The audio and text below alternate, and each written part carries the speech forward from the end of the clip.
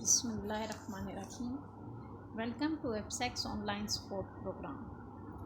Class 10 week 7 subject Pakistan studies. Student میں آپ کی ٹیچر مس مسرت.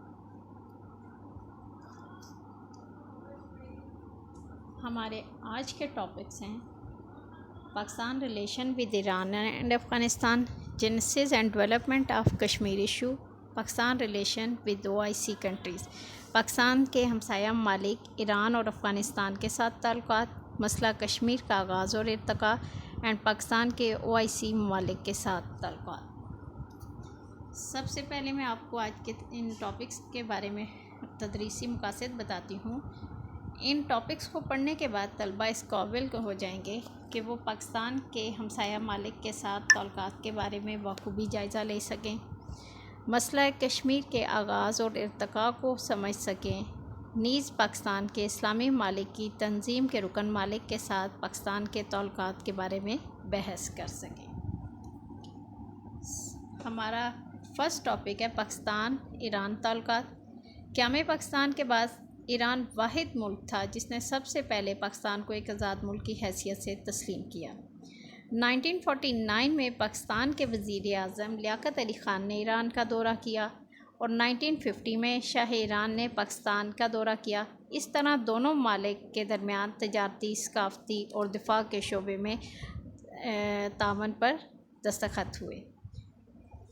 سیکنڈ 1949 میں جب شاہ ایران نے پاکستان کا دورہ کیا، نہ صرف دفاع کے شعبے میں تعاون ہوا بلکہ امریکہ کے ساتھ چونکہ دونوں ممالک کے تعلقات اچھے تھے، دونوں کو سوویت یونین سے خطرہ تھا، لہٰذا امریکہ کی پشت پناہی پر پاکستان، ایران، عراق، ترکی اور برطانیہ نے ایک دفاعی معاہدے پر دستخط کیے جسے معاہدہ بغداد کہا جاتا ہے. بعد میں جب عراق اس معاہدے سے الگ ہو گیا تو اسے سینٹو کا نام دیا گیا. اس دفاعی معاہدے سے پاکستان اور ایران مزید ایک دوسرے کے قریب آ گئے، دونوں میں مزید دوستی کا رشتہ وہ مستحکم ہو گیا. ایران نے مسئلہ کشمیر پہ ہمیشہ کھل کر پاکستان کے موقف کو سراہا. اقوام متحدہ کے اندر اور باہر جہاں بھی ہے اس نے کشمیری عوام کی حق خود ارادیت کی حمایت کی اور بھارتی افواج کے مظالم کے خلاف آواز بلند کی. 1965 اور 71 کی جنگ میں پاکستانی موقف کی اس نے بھرپور تائید کی. دونوں ملکوں کے درمیان بنیادی وجہ جو تنازع تھا وہ تھا مسئلہ کشمیر، جس کی وجہ سے یہ جنگیں ہوئیں اور ہر لحاظ سے اس نے پاکستان کو مدد فراہم کی. ایران پاکستان کا ایک بہترین دوست تھا. یہی وجہ تھی کہ 71 کی جنگ میں جب بنگلہ دیش نے بھارت کی پشت پناہی پر اس نے علیحدگی کا اعلان کیا اور جب تک پاکستان نے اسے تسلیم نہیں کیا ایک آزاد ملک کی حیثیت سے، ایران نے بھی اسے تسلیم نہیں کیا. شاہ ایران، صدر ترکی اور پاکستان کے صدر جنرل ایوب کے درمیان 1964 میں استنبول میں معاہدہ طے پایا جس کے نتیجے میں RCD علاقائی تعاون برائے ترقی کی تنظیم کی بنیاد رکھی. اس طرح اس منصوبے سے پاکستان کو تجارتی، ثقافتی، تعلیمی، فنی، سائنس اور ٹیکنالوجی کے شعبے میں، تجارت کے شعبے میں ان ممالک نے مشترکہ منصوبوں پر سائن کیے کہ وہ ایک دوسرے کی مدد کریں گے. بعد میں اس تنظیم کا نام بدل کر ECO بن گیا، ان کے اقتصادی تعاون برائے ترقی کی تنظیم، اور پھر اس کے ممبران کی تعداد 3 کے بجائے 10 ہوگی. 1979 میں جب ایران میں اسلامی انقلاب آیا تو پاکستان نے ایران کی نئی اسلامی حکومت کو تسلیم کیا اور تعاون کے شعبوں میں مزید ایک دوسرے کے ساتھ دوستی کا ہاتھ بڑھایا. 2000 میں صدر پاکستان نے ایران کا دورہ کیا اور مختلف شعبوں میں تعاون کو مزید فروغ دینے کے لیے اقدامات کیے. 2013 میں صدر پاکستان نے ایران سے پاکستان کے ذریعے بھارت تک پائپ لائن تھی اسے بچھانے کے منصوبے پر سائن کیے. اس منصوبے کی تکمیل سے پاکستان میں بھی تھا کہ توانائی کا مسئلہ حل ہو جائے گا. ہمارا نیکسٹ ٹاپک ہے پاک افغان تعلقات. افغانستان پاکستان کے جنوب مغرب میں واقع ہے. پاکستان کا ہمسایہ ملک ہے، اسلامی اور کانٹیننٹ ایشیا میں. دونوں ممالک کے درمیان قدیم زمانے سے مذہبی، تاریخی، ثقافتی، نسلی اور جغرافیائی رشتے کے موجود تعلقات پائے جاتے ہیں. پاکستان جب وجود میں آیا تو واحد اسلامی ملک تھا افغانستان، جس نے اقوام متحدہ کے فورم پر پاکستان کی مخالفت کی اس کے رکن بننے پر. لیکن اس کے باوجود پاکستان نے اس کے طرف دوستی کا ہاتھ بڑھایا۔ فروری 1948 میں سفارتی تعلقات بحال ہوئے۔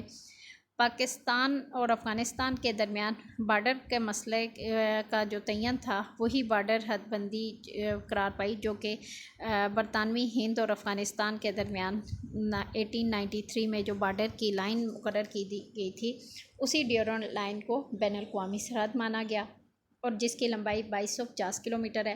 افغانستان چونکہ چاروں طرف سے جو ہے خشکی میں گھرا ہوا تھا، پہاڑی علاقہ تھا، اس سمندر تک اس کی کوئی رسائی نہیں تھی، اسے اپنی تجارت میں جب مشکل تھی تو پاکستان نے اپنی سمندری راہداری اس کو استعمال کرنے کو دی۔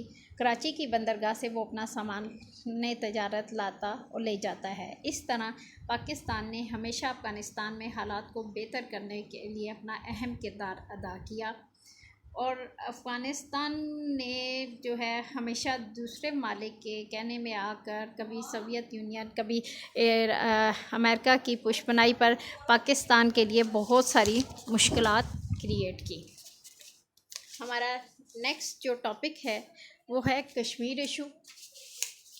مسئلہ کشمیر، جو کہ پاکستان اور انڈیا کے درمیان تنازع کی سب سے بڑی وجہ ہے اور سٹل ابھی تک موجود ہے۔ اگر آپ دیکھیں تو انڈو پاک تعلقات کی خرابی کی بڑی وجہ یہی ہے، جس کی وجہ سے دونوں ممالک کے درمیان جو ہے 4 جنگیں جو ہیں وہ ہو چکی ہیں، اور جب تک مسئلہ کشمیر نہیں حل ہوگا اس وقت تک خطے میں پائیدار امن نہیں قائم ہو سکتا۔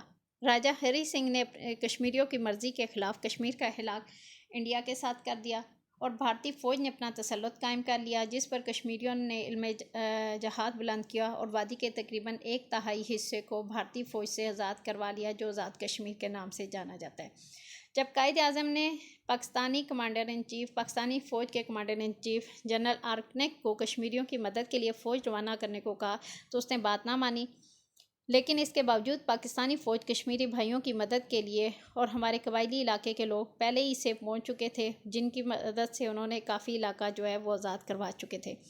1948 میں مسئلہ کشمیر پر پاک بھارت جنگ چھڑ گئی۔ بھارت مسئلہ کشمیر کو سلامتی کونسل میں لے گیا، کیونکہ وہ جانتا تھا کہ کہیں جو ہے کشمیریوں کو دبانے میں وہ ناکام ہو چکا تھا۔ بھارت نے سلامتی کونسل میں وعدہ کیا کہ وہ کشمیر میں رائے شماری کروائے گا، اور جو ہے اس طرح جو ہے اقوام متحدہ نے جنگ بند کروائی اور اس نے جو بین الاقوامی سرحد مقرر کی اس کو انڈیا اور پاکستان دونوں نے مانا، لیکن جو ہے اب جب استصواب رائے کروانے کا وقت قریب آیا تو وہ ٹال مٹول کرنے لگا۔ جو وعدہ اس نے سلامتی کونسل میں کیا تھا اس سے پھر گیا، اور اس طرح جو ہے بہت زیادہ اس نے کشمیر میں فوج اپنی زیادہ بڑھا دی، اور اس ٹال مٹول کی پالیسی کا یہ نتیجہ نکلا کہ جب دباؤ ڈالا جاتا اقوام متحدہ جو ہے وہ ڈیٹ مقرر کرتا استصواب رائے کی، وہ ٹال مٹول کی پالیسی کو اختیار کرتا اور کثیر تعداد میں اپنی فوج وہاں پہ نافذ کر کے حالات کو کشمیر میں خراب کروا دیتا ہے، جس سے کرفیو کی صورتحال میں کشمیریوں کا جینا اجیرن کر رکھا ہے۔ اس صورتحال کی وجہ سے کشمیری جو ہیں ابھی تک مسلسل اپنی آزادی کے لیے کوشاں ہیں، اور لاکھوں کی تعداد میں جو ہے کشمیری شہید ہو چکے ہیں۔ نتک کشمیریوں کے خون سے انڈیا ہولی کھیل رہا ہے، لیکن تمام تر طاقت کے باوجود کشمیر کی آزادی کی تحریک کو نہیں دبایا جا سکا۔ اس سلسلے میں بیرونی قوتوں کو چاہیے کہ وہ اپنا کردار ادا کریں، مگر یہ مسئلہ، یہ کشیدگی دن بدن بڑھتی جا رہی ہے، اور 4 ماہ سے زیادہ ہو چکا ہے۔ اب صورتحال یہ ہے کہ کرفیو نافذ ہے، کشمیری بیچاروں کے ساتھ جو ہے خون کی ہولی کھیل رہا ہے، اور بڑی طاقتیں انڈیا کو ناراض نہ کرنے کی وجہ سے خاموش تماشائی بنی ہوئی ہیں۔ ہمارا جو نیکسٹ ٹاپک ہے Pakistan relation with OIC countries. OIC اسلامی ممالک کی تنظیم قیام پاکستان کے وقت سے پاکستان اسلامی ممالک سے بھائی چارے، ہم آہنگی اور تعاون کا خواہاں تھا۔ چاہے مسئلہ کشمیر ہو، فلسطین ہو، برما کو ہو، لیبیا میں، یا دنیا میں کہیں بھی مسلمانوں کے ساتھ کہیں ظلم ہو، تو پاکستان ہمیشہ مسلمانوں کی آزادی کے لیے اپنی آواز بلند کرتا ہے، اور اس نے ان مسلمانوں کے حق میں اٹھنے والی تحریکوں کا ساتھ دیا، اپنے موقف کی کھل کر اقوام متحدہ میں اظہار بھی کیا۔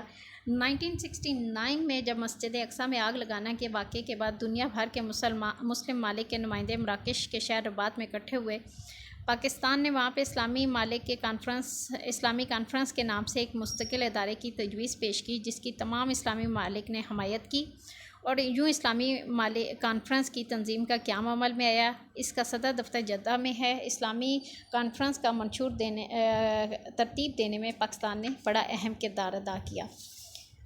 اسلامی ممالک کے OIC کے رکن ممالک میں سے پاکستان سب سے پہلے میں آپ کو پاکستان اور سعودی عرب کے تعلقات کے بارے میں بتاتی ہوں۔ سعودی عرب جو کہ اپنے مقدس مقامات خانہ کعبہ اور مسجد نبوی کی وجہ سے دنیا بھر کے مسلمانوں کے لیے بہت اہم ہے، وہاں پاکستان کے لیے بھی بہت اہم ہے۔ پاکستان نے ہمیشہ سعودی عرب کی حفاظت اور کے لیے اپنا اہم کردار ادا کیا۔ دفاعی میدان میں بھی اس نے سعودی عرب کو مضبوط بنانے میں پاکستانی فوج نے بڑا اہم کردار ادا کیا۔ سعودی عرب کے ساتھ فنی تعاون کیا، سعودی فوج کو جدید حدود پر منظم کرنے میں اپنا کردار ادا کیا۔ یہی وجہ ہے کہ شاہ فیصل بھی جو ہے پاکستان کے ساتھ ایک خاص لگاؤ رکھتے تھے، اور انہوں نے شاہ فیصل مسجد کے بنانے اور انٹرنیشنل اسلامک یونیورسٹی کی تعمیر کے لیے خطی رقم مہیا کی۔ 1965 اور 71 کی جنگوں میں سعودی عرب نے پاکستان کے موقف کی بھرپور حمایت کی اور معاشی لحاظ سے بھی مدد فراہم کی، اور کشمیر کے موقف پہ کھل کر جو ہے پاکستان کی حکومت کا ساتھ دیا۔ دوسری اسلامی سربراہی کانفرنس پاکستان میں منعقد کرانے کے لیے شاہ فیصل نے بہت کوششیں کی، اور شاہ فیصل کی کوششوں سے ہی پاکستان نے بنگلہ دیش کو ایک آزاد ملک کی حیثیت سے مانا۔ یہی وجہ ہے کہ پاکستان نے بھی ہمیشہ ہر نازک مرحلے پر سعودی عرب کی حکومت کا بھرپور ساتھ دیا، اور جس کی وجہ سے جب سعودی عرب میں 1991 میں مشرق وسطیٰ کے انتشار پھیلا تو پاکستان نے سعودی موقف کی نہ صرف حمایت کی بلکہ مدد بھی کی، اور جب باغیوں نے خانہ کعبہ کو یلغار بنا لیا تھا تو ان باغیوں سے آزاد کرانے میں خانہ کعبہ کو پاکستانی فوج کے دستے بھیجے گئے، جنہوں نے پاکستانی فوج نے بڑا اہم کردار ادا کیا اور خانہ کعبہ کو باغیوں سے آزاد کرا لیا۔ 1998 میں پاک سعودی اکنامک کمیشن ریاض میں قائم کیا گیا، جس میں پاکستان میں 155 منصوبے جو ہیں وہ شروع ہوئے اور ان کی تکمیل کے لیے معاشی امداد مہیا کی۔ پاکستان اور سعودی عرب کے درمیان دو طرفہ تعلقات ہیں، جس کی بنا پر ایک دوسرے پر اعتماد کی فضا قائم ہے۔ سعودی عرب اور پاکستان کی مضبوط دوستی ہے دونوں کے درمیان۔ نیکسٹ ٹاپک ہے پاکستان اور ترکی۔ ترکی واحد اسلامی ملک ہے جس نے قیام پاکستان کے بعد قیام پاکستان کے فوراً بعد پاکستان کو اقوام متحدہ میں بھی آزاد ملک کی حیثیت سے تسلیم کیا۔ پاکستان مسئلہ کشمیر پر پاکستان کے موقف کی کھل کر تائید کی اور مدد فراہم کی۔ 1965 کی پاک بھارت جنگ میں ترکی نے پاکستان کو نہ صرف اسلحہ بلکہ جنگی ساز و سامان دیا۔ 1966 میں ترکی صدر پاکستان کے دورے پر آئے اور صدر پاکستان سے ملاقات کی، اور کئی معاہدات جو ہے تعاون کے سلسلے میں ہوئے۔ جولائی 1964 میں جو ہے علاقائی تعاون برائے ترقی کی تنظیم میں پاکستان، ترکی اور ایران نے آپس میں جو ہے ایک تنظیم کی بنیاد رکھی اور آپس میں تعاون کرنے کے لیے جو ہے اس تنظیم کو فعال بنایا۔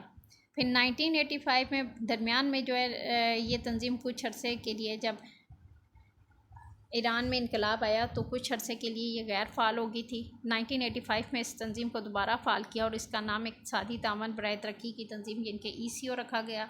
اب جو ہے اس کے علاوہ پاکستان، ایران، ترکی کے علاوہ وسطی ایشیا کے رکن ممالک بھی اس کے رکن بن گئے اور اس کی تنظیم یہ ہے 10 رکنی تنظیم یہ بنی۔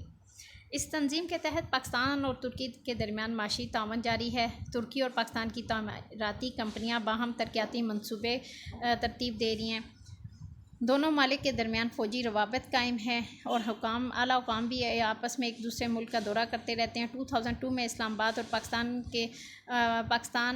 آباد میں پاکستان اور ترکی کے وزارتی کمیشن کا اجلاس منعقد ہوا، مختلف معاہدات پہ دستخط ہوئے۔ 2005 میں پاکستان میں جب زلزلہ آیا تو ترکی نے پاکستان کی دل کھول کے مدد کی۔ 2013 میں ترکی کے تعاون سے میٹرو بس سروس کا آغاز ہوا۔ 2013 میں پاکستانی وزیر اعظم نے ترکی کا دورہ کیا اور مزید تعلقات کو مستحکم اور مضبوط بنانے کے لیے کئی اور معاہدہ شعبے جیسے زراعت، ٹرانسپورٹ، آٹو موبائل، مواصلات اور تعمیرات کے شعبوں میں مزید جو ہے تعاون کرنے کے لیے معاہدات کیے۔ نیکسٹ ہمارا جو ہے ہیڈنگ وہ ہے مصر، لیبیا، ملائیشیا، متحدہ عرب امارات اور دیگر مسلم ممالک کے ساتھ تعلقات۔ OIC کے یہ وہ مسلم ممالک ہیں جن کے ساتھ پاکستان کے بہت اچھے تعلقات ہیں۔ لاکھوں پاکستانی ان ممالک میں اپنی خدمات سر انجام دے رہے ہیں جو پاکستان کی معیشت کو مضبوط کرنے کا بڑا سہارا ہے۔ پاکستان کے اسلامی برادر ملک مصر کے ساتھ انتہائی اچھے تعلقات ہیں۔ 1973 میں مصر اسرائیل جنگ میں پاکستان نے مصر کو نہ صرف فوجی مدد مہیا کی بلکہ سفارتی سطح پر بھی مصر کا بھرپور ساتھ دیا۔